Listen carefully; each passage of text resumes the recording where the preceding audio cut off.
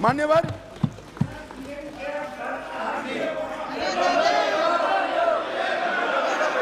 मान्यवर मान्यवर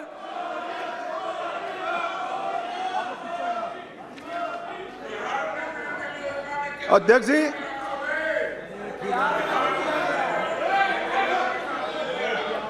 अध्यक्ष जी, अध्यक्ष जी, अध्यक्ष जी, इस सदन में एक ऐसे नेता है, अरे यार सुनो ना, इस सदन में एक ऐसे नेता है जिनको आज तक 13 बार राजनीति में लॉन्च किया गया है और 13 ही बार फेल गए। उनका एक लॉन्चिंग मैंने देखा है, उनका एक लॉन्चिंग यहां सदन में हुआ था। एक गरीब मां कलावती या ऐसा कुछ नाम था, कलावती, बुंदेलखंड की बहन कलावती, उसके घर वो नेता भोजन करने गए और यहीं पीछे बैठकर गरीबी का बड़ा दारुण वर्णन, द्रवित हो जाए ऐसा वर्णन कर दिया। ठीक है भाई, अच्छा किया, आप इतने बड़े व्यक्ति होकर गरीब कलावती के घर पर भोजन पर गए, उसका भोजन कर लिया और इसकी वेदना को यहाँ वाचा दे दी। मगर बाद में इनकी सरकार 6 साल चली। मैं पूछना चाहता हूं वो कलावती का क्या करा? वो कलावती को घर, बिजली, गैस, शौचालय, अनाज, स्वास्थ्य, ये सब देने का काम नरेंद्र मोदी ने।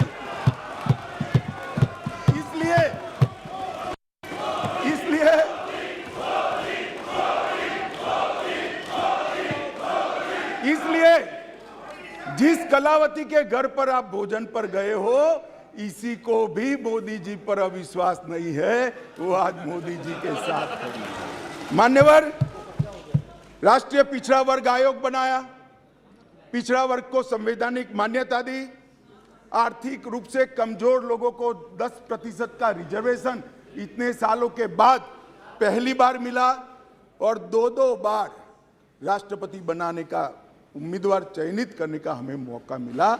सत्ताधारी पार्टी एनडीए ने, बीजेपी ने एक बार दलित और एक बार आदिवासी भारत में प्रथम बार। एक गरीबों के लिए काम करने वाली ये सरकार है। नरेंद्र मोदी जी ने गरीब कल्याण का जो यज्ञ चलाया है, इससे गरीब के घर में जाते हैं तो वो दिन मित्र कर नरेंद्र मोदी को बुलाते हैं।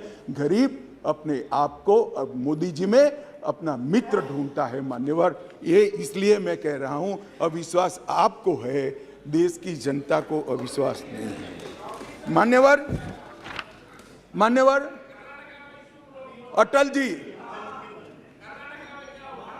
मान्यवर अटल जी इस देश को 11वीं अर्थव्यवस्था छोड़कर गए। अब अटल जी तो जन नेता थे, ज्यादातर सांसदों की तरह कार्यकर्ता के नाते काम करते करते, आइडियोलॉजी का प्रचार करते करते देश के प्रधानमंत्री बने। 6 साल तक चलाया, 6 साल में 15वें नंबर से 11वें नंबर पर लाए। फिर एक अर्थशास्त्री प्रधानमंत्री बने, यूपीए की सरकार आई। मैं उनका धन्यवाद करना चाहता हूं कि 11वें नंबर से 12वें नंबर पर नहीं ले गए, उन्होंने 11वां नंबर संभाल कर रखा। और फिर नरेंद्र मोदी जी आए। ढेर सारे पंडित कहते थे मोदी जी देश का अर्थतंत्र कैसे संभालेंगे, मनमोहन सिंह चौपट कर गए हैं, सारे ग्राफ उल्टे हैं, सारे पैरामीटर्स आउट ऑफ कंट्रोल हैं।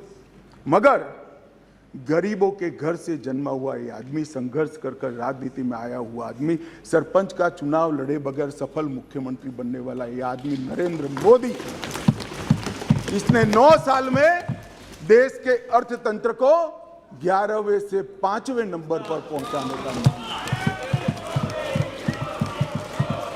और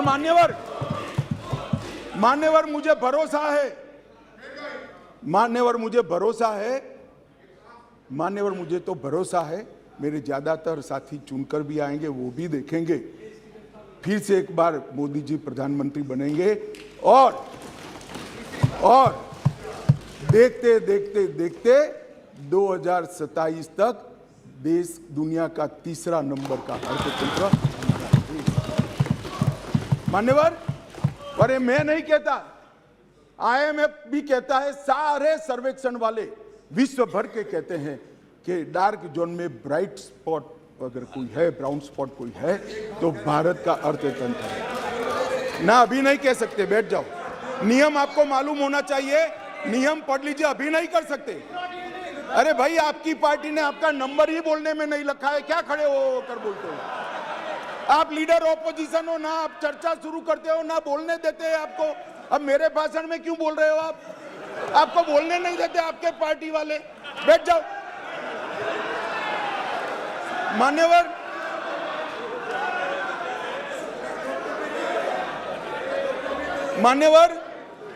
आने वाले दिनों में, मान्यवर, आने वाले सालों में और आने वाले दशकों में दुनिया के अर्थतंत्र का, दुनिया भर के अर्थतंत्र के जो महत्वपूर्ण क्षेत्र है, वो सब में दूरदर्शितापूर्ण फैसले लेकर मोदी जी ने सटीक नीतियां बनाकर भारत को इसके अंदर एक फाउंडेशन डालने का काम समाप्त कर दिया।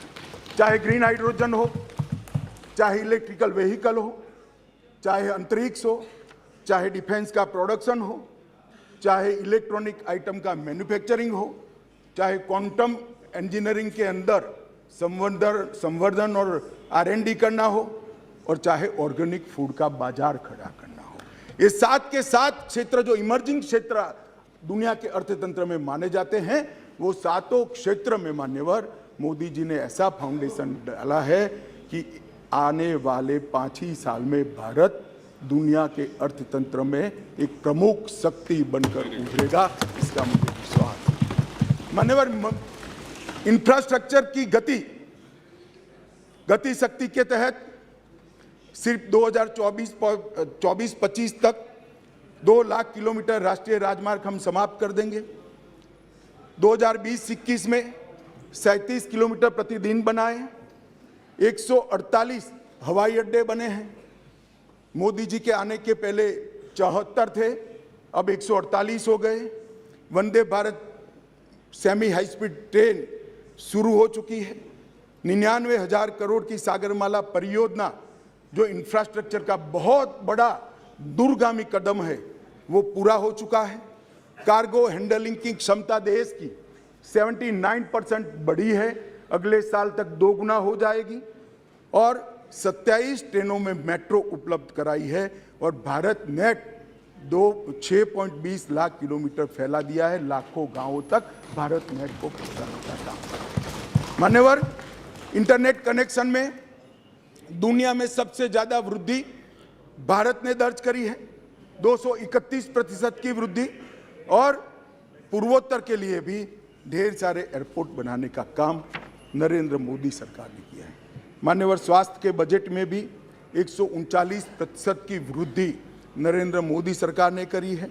पिछले 8 वर्षों में 4,85,000 करोड़ रुपया खर्च किया गया। MBBS की सीटों में 93% वृद्धि और PJ की सीटों में 100% वृद्धि कर डॉक्टर की संख्या को दुगना करने का काम नरेंद्र मोदी सरकार ने किया है। मान्यवर, इतना ही नहीं, ढेर सारे विषय मेरे साथियों ने बहुत बताया। मुझे अभी मणिपुर पर भी बात करनी है। मान्यवर, नरेंद्र मोदी जी ने समग्र विश्व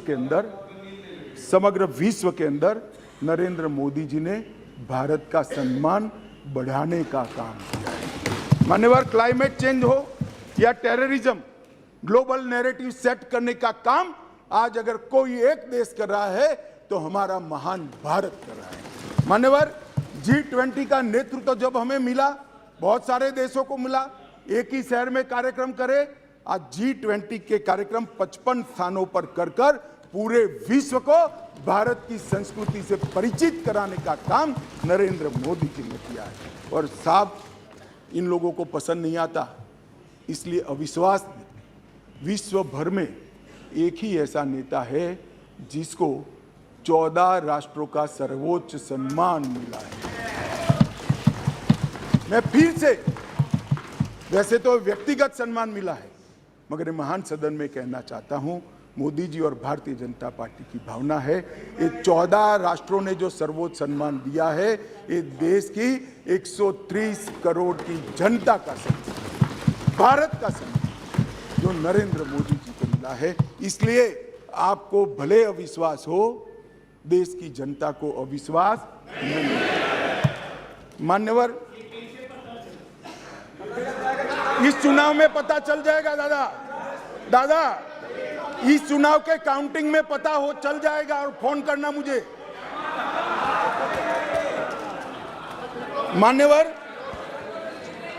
मान्यवर, देश की सुरक्षा, यूपीए की सरकार थी, 2004 से 2014 तक चली। आए दिन आतंकवादी घुस जाते थे, आलिया मालिया जमालिया घुसते थे और जवानों के सर काट कर ले जाते थे। और इस सदन के अंदर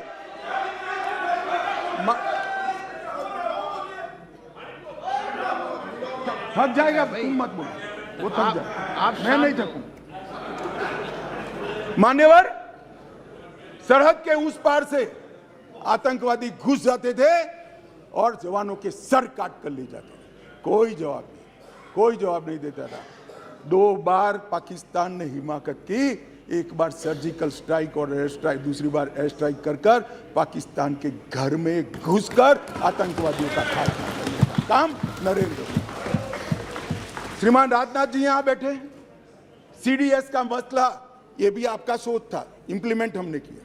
सीडीएस का मसला कब का लटक रहा था, भटका रहा था। मोदी जी ने सीडीएस का फैसला किया, राजनाथ जी ने सभी को विश्वास में लेकर उसको पार उतारा। 2016 में सर्जिकल स्ट्राइक और एयर स्ट्राइक किया, और खरीदी के अंदर, डिफेंस के अंदर जिस प्रकार के परिवर्तन हुए, मान्यवर, मैं आपको बताता हूं, जितने भी घोटाले, मैं बाद में घोटाले बताता हूं यूपीए के, जितने भी घोटाले हुए हैं, इसमें सबसे ज्यादा करप्शन रक्षा की खरीदी में हुआ है।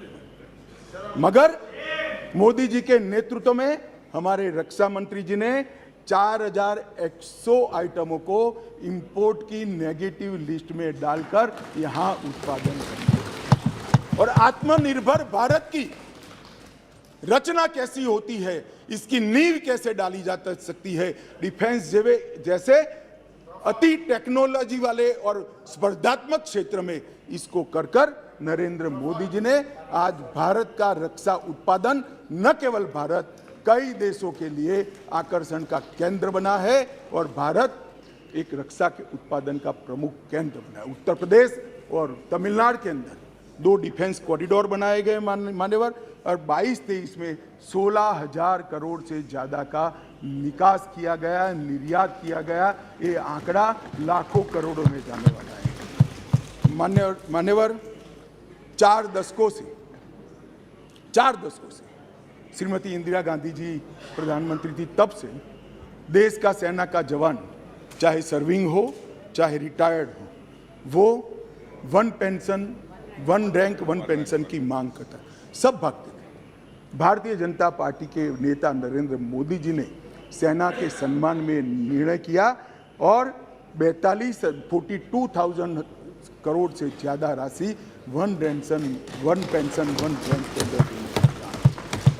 मान्यवर, दुनिया में अस्थिरता बढ़ी, चाहे यूक्रेन हो, यमन हो, चाहे कोरोना में दुनिया भर में बसते हुए हमारे भारतीय हो, 90 से ज्यादा यूक्रेन से उड़ानें कर दोनों राष्ट्राध्यक्षों से बात कर 3 दिन तक युद्ध बंद कर 23,000 भारतीयों को घर पे लाने का काम नरेंद्र मोदी सरकार। ऑपरेशन राहत 5,000 भारतीय और 2,000 विदेशी नागरिकों को वहां से यमन से निकाला, और 2 लाख उड़ानों के माध्यम से 2.97 लाख मतलब 3 करोड़ करीब यात्रियों को सकुशल कोरोना के वक्त वंदे भारत मिशन के तहत वापस लाया। मान्यवर, चीन की सीमा पर हमारी आर्टिलरी न पहुंचे ऐसी स्थिति थी, रोड ही नहीं बनाए थे, नक्शा ही देखते रहते थे। नरेंद्र मोदी जी और राजनाथ जी की टुकड़ी ने सीमा के अंतिम गांव तक भारत के प्रथम गांव में रोड पहुंचाने का। वाइब्रेंट विलेज के माध्यम से गांव खाली न हो, इसकी चिंता माननीय नरेंद्र मोदी जी ने की। माननीय किसानों के कल्याण के लिए ढेर सारे काम करें, बजट में 6 गुना वृद्धि करी। जरा सुनो भाई सुरेश, आप लोग 21,900 करोड़ रुपए का छोड़कर गए थे। कितना छोड़कर गए थे भाई? 21,900 करोड़। अब ध्यान से सुनना, 21,900 करोड़ को 6 गुना बढ़ाकर 1,25,000 करोड़ रुपए का बजट